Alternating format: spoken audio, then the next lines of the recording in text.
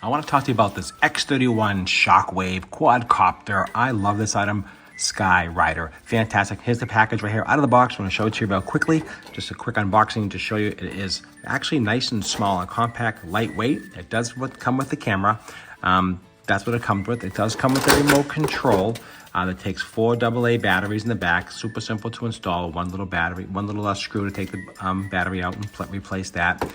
And this is rechargeable. Comes with propellers. Comes with a little landing gear.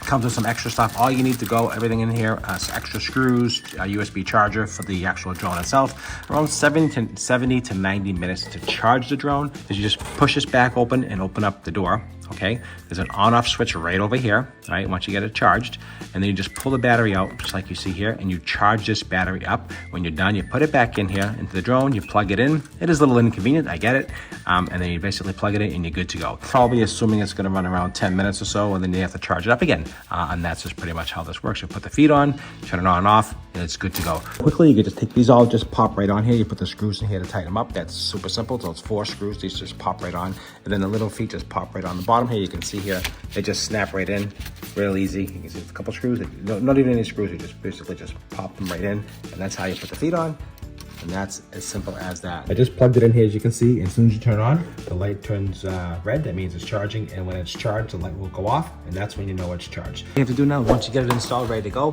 just sync it, turn on, up, down, and these two put to the out, starts it up, like you see here. Take right off, pull it up. What you see there.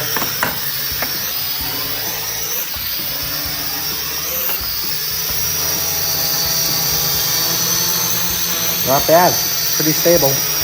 Okay guys, so let's just talk about quickly how to set up the camera, the Wi-Fi on your phone. All you have to do is go to the instructions, which is super simple to do. Just go to the back page here, scan the QR code here for Apple or Android, download the app, go to your Wi-Fi settings, make sure it's connected. I'll show you real quickly here.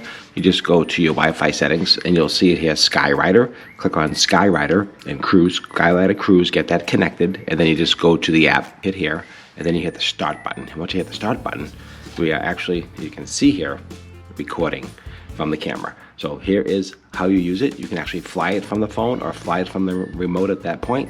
And that's all you have to do. Now, once you have hooked up to your phone here, you want to turn the controls on the phone. You hit the on off button. You can see here, you have total control here of your drone. You can take off, you can land.